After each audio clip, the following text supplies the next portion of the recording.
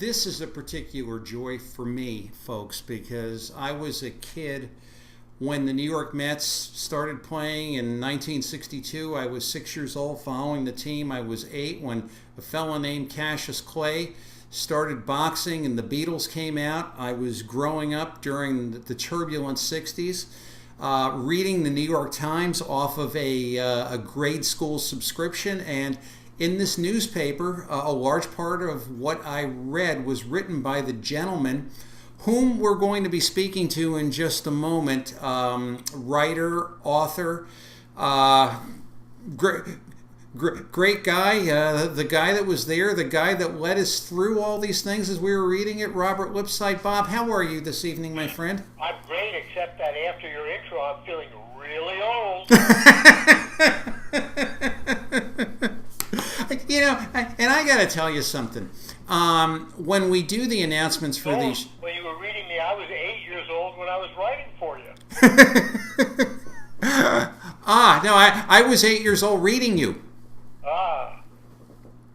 And that was in 1964, the first Ali fight, where I guess I thought that Sonny Liston was going to stomp him into the canvas. So did everybody else in America, Tony. I think that everybody at ringside felt that way. The New York Times felt that way. That's why they sent me instead of a real reporter. I was just a kid on Night Rewrite, writing features, and the odds, as you remember, were something like 7-1, which were huge in boxing. There was no way that this kid was going to, come out unscathed. In fact, the regular boxing writer decided he didn't want to be bothered to go down to Miami Beach for the fight, and he kind of lobbied to send the kid. That was me. And my instructions, believe it or not, my instructions were, as soon as I got to Miami, rent a car, drive back and forth between the arena where the fight was going to be held and the nearest hospital, so that I would waste no deadline time following Cassius Clay into intensive care. And that's, of course, what I did. We really expected him to lose. I expected him to lose. What did I know? I was not a boxing writer. And so I did it. I drove back and forth a couple of times. I knew the route cold. In case you get sick in Miami Beach, call me up. I'll tell you how to get to the hospital. So I drive to the gym in this really seedy part of town, now known as South Beach, but this really seedy part of town with this really seedy gym where Cassius Clay worked out. And as I went up these rickety old steps to his training gym, I was told that he had not yet arrived yet. And as soon as I heard that, there was this commotion right behind me on the steps. I looked around, and it was 4 little guys.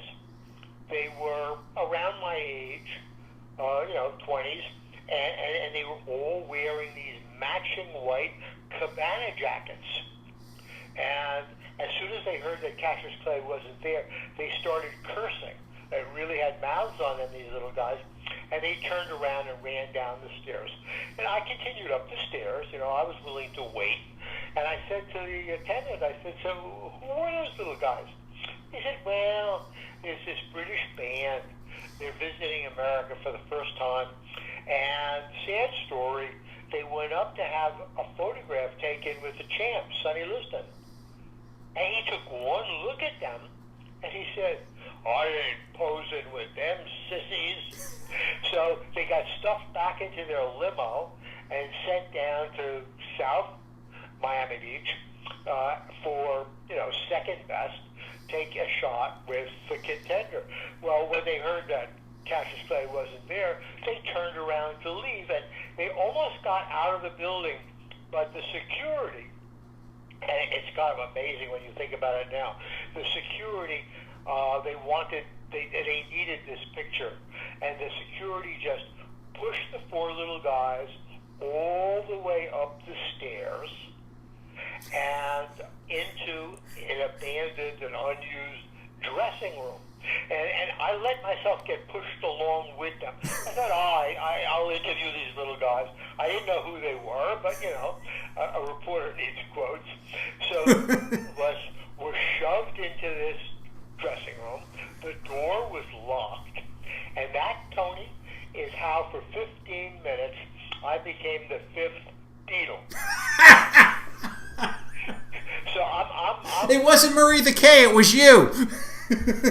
Well, he lasted longer. He had more of a shelf life with them. So the five of us are in there, and, I kind of don't really know who they are. And I'm kind of puffed up with my own importance. I'm Robert Lipsyte from the New York Times. And as I figured out later, John said, hi, I'm Ringo. Ringo said, hi, I'm George. I asked them, for their predictions, and they said, in their British accent, which I can't do, they said, little wank is going to get knocked out in the first round. And then they started banging on the door and on the walls and cursing in ways that obviously I can't do on this show. And they were really very angry. I'm sure this is the last time in history that the Beatles got locked up like this. And they were banging and screaming and stamping their feet, and suddenly the door bursts open, and there is the most beautiful creature any of us have ever seen. I mean, Muhammad Ali, you forget how big he was. Yeah. And how he really kind of glowed. It was amazing. And the five of us really kind of gasped. It was the first time any of us had seen him. And he kind of leaned in, and he was laughing. And he said, come on, Beatles. We'll go on the road and make some money. And then he kind of led them out into the ring, and you can check this out. Have everybody go on YouTube right now, Cassius Clay and the Beatles, and he led them into the ring, and there's these very famous photographs which exist in video and in stills of the Beatles lining up in a row. He taps the first one, maybe George. They go down like dominoes. Then they form a pyramid with Ringo on top, and they're trying to punch his jaw. And for about maybe 10 minutes, they're capering around the ring as if they had choreographed this thing for days. And it was amazing to me because I knew they had never met before. So they kind of caper around, and then it's over, and the Beatles leave back down to their limo. Cassius Clay works out. And an hour or two later, after his workout session, he goes back into that dressing room for his rub down afterwards.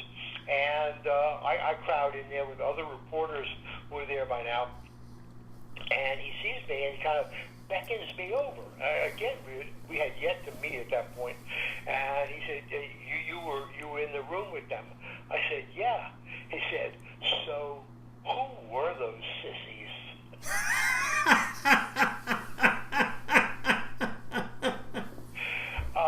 So I mean, that was my introduction. I never did get to meet the Beatles again, but of course in the next 54 years, 52 years, I spent an awful lot of time, wonderful time, with Ali, and that it was a great beginning, as you can imagine.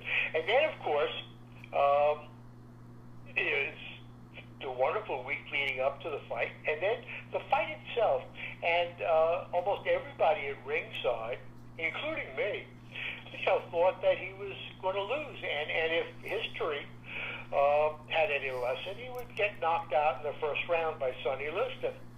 And the first portent that maybe this might not happen was when they came into the ring for the introductions, and we suddenly saw David was bigger than Goliath. Cassius Clay was substantially bigger than Sonny Liston. He was certainly taller, he was broad, maybe he was not as thick, but we said, whoa. And then, of course, as we know, by the 7th round, it was over. Sonny was sitting on his stool, and we had a new heavyweight champion. The Times also, less importantly, but the Times also had a new boxing writer. This was like Wally Pipp getting sick, and Lou Gehrig starting to play. The boxing writer never got his job back. I became the Times boxing writer, and in those days, in the 60s, covering boxing really meant covering Muhammad Ali, and of course it was a wonderful ride, and it was sad. It was I wrote the obits. I read them last year. Yeah, and it was it was kind of bittersweet because in a sense, obit writers don't always get that opportunity, but in a sense it was also a story of my life from the 20s into my 70s of covering this man. Now, the persona that we knew, we saw him do the Bum of the Month Club. We saw him during the Exile. We saw him during the Comeback. We saw him with Howard Cosell. What type of a man was he when the lights weren't on? Well, Tony, the truth is that what you saw was pretty much what was there. There was no kind of secret Muhammad Ali. Were there other parts of him? Yeah. He was married 4 times, and in between and during, he screwed around a lot. Almost in the same kind of way that he gave out autographs. He wanted to make sure that everybody, had a memento of the champ. But there was a kind of incredible decency and goodness about him. He really was. On the other hand, to be perfectly honest about all of this, one of the things that does trouble me now in this age of Colin Kaepernick and some athletes who are standing up or sitting down in protest, which, by the way, I totally support. I think they're doing a fine thing. But people are now comparing them to Muhammad Ali, or talking about Muhammad Ali as a great civil rights leader. That's not quite true. When he, in 1966, when he found out that his draft status had changed to 1A so that he could be drafted immediately, his first response was not, I'm not going to serve because, America is discriminating against black people, or this is not, fair, or I want justice, or Black Lives Matter. He didn't stand up on any kind of principle like that. It was really all about Muhammad Ali. And I happen to have been there when all this, just by luck, I just happened to have been there when all this happened. Mm-hmm. The first response when he found out that he was no longer protected from the draft, that he could be drafted, was, why me? I'm the heavyweight champion of the world. I pay millions of dollars in taxes. I buy all these tanks and guns and helmets. Why don't they go and draft poor boys in Louisville, Kentucky? Why are they coming after me? I can understand that. That was kind of a human, if selfish, response.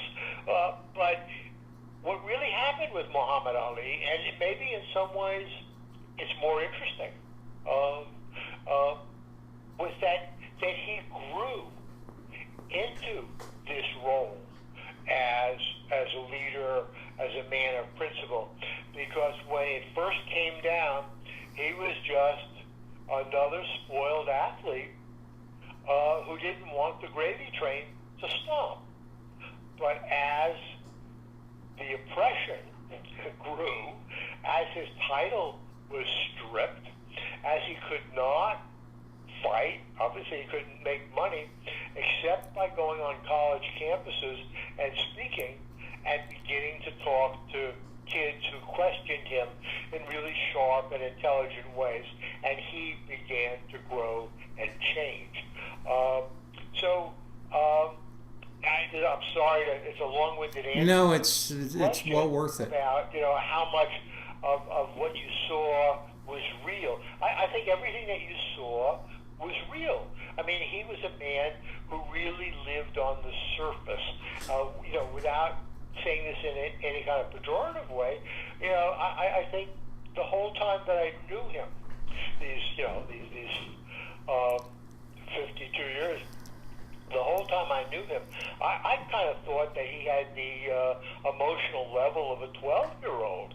I mean, it was really about him. But again, there was this decency, this wanting people to be happy, this reaching out, this kind of glowing goodness about him. And he was funny, and he was nice. I just kind of, there's this one anecdote, if I may. Certainly. Very trivial story. Very small, trivial story. But I think that kind of captured his essence. So it's like midnight. It's midnight somewhere in the 1970s. We're in a Jerkwater airport in Florida somewhere. He had done some sort of exhibition. And for a reason I don't understand, it was just the two of us. And we were running to catch a plane that eventually would get me back to New York. And I've been traveling, I was desperate to get back to New York. So we're running across this kind of empty terminal to make this plane, when suddenly a little old lady steps in front of us with one of those paper box cameras, that you buy and throw away. Yeah. And she said, oh, champ, can I have this picture? And he said, of course. He stopped. And I'm going crazy. No, don't stop. He stopped, and he posed. She takes the picture, and I grab his arm. Come on, let's go. No, he says. She had the lens cap on, and he reaches over, and he plucks the lens cap off her camera and poses again so she can take another picture. And he said, we wouldn't want her to go through the rest of her life thinking she had missed this chance to have a picture with the champ. I said, okay. And I grabbed his arm. Come on, let's go. The plane is supposed to leave right now. And he said, don't worry. They'll wait for the champ. And we got to the gate, and the plane should have left 5 minutes ago, and it was still there, and it was waiting for him. So we get on the plane, and he plops down in first class, and he grabs me, and he said, "Come on, sit down, Bob, I want to talk to you." And I said, "Well, I really can't." And I showed him my ticket. I had an economy ticket on the flight. And he said, "It doesn't matter. You're with the champ." And he pulled me down, sat me down, and of course nobody ever checked my ticket. So I mean, those kind of things. I suddenly saw, his entitlement, the way the world treated him, his sense of himself, and the idea that, he was not going to, brush past this little old lady with her one chance in the world to get a shot of the champ. And somehow, for me, that encapsulates, what he means to me. The whole after he had beaten Sonny Liston the first time, he came out and announced his faith. And whatever you want to call it, history's greatest debates, and two kind of play in my head simultaneously. The tapes almost run side by side. The Motown artists and Gordy, was this a good pairing, or did Barry take horrible advantage of him? And you've heard that debated 59,000 different ways. And I have the same debate in my brain with the Muslims and Muhammad Ali. Good, bad, was he taken advantage of, like by Herbert? Did the Elijah get a lot of mileage out of him, or was it a good thing, or did it run both ways? Well, yes and no. You have to reel back a little bit and say, here's this insecure, barely literate kid in a segregated city. Starts boxing at 12 years old and suddenly has an identity. He's a boxer. And he was, from the very beginning, he was great at marketing himself. So from 12 to 18, he's this amateur boxer, and eventually he's a Olympic champion. Meanwhile, what's going on at home? His father, who once threatened to kill him, is a drunk, a jerk, a very unhappy man who, was busted for domestic abuse as far as his wife is concerned. I'm sure he beat up his sons as well. He was a frustrated painter. He thought he had, I think he did. Had real talent, but the white society kept him down. He was a follower of the nationalist leader, Marcus Garvey. So there was a lot of crazy stuff going on in the household where he probably didn't feel comfortable and safe. His only identity was as a boxer controlled by white people, and somewhere along the line, he gets involved with this, we can call it anything we want, a cult, a sect. Let's not forget that, Malcolm X was sucked into it as well. Malcolm X broke away, as Ali eventually did too. But I mean, he got some sort of sense of added identity as a black man from this group. Did they take a lot of money from him? Yeah. Did they use and exploit him? Sure. Did he get something out of it? I'm sure he did. He got, an added sense of self. He didn't end up another broken down pug, being run by some criminal like Don King. He got involved with the Louisville sponsoring group after that. Although the Muslim, the Muslim son, Herbert did run him. I think that he was run pretty carefully, and until he eventually did fall into the hands of Don King later on, I think he did pretty well. So I think it's kind of a mixed bag. Yeah. It's complicated. It's not so easy.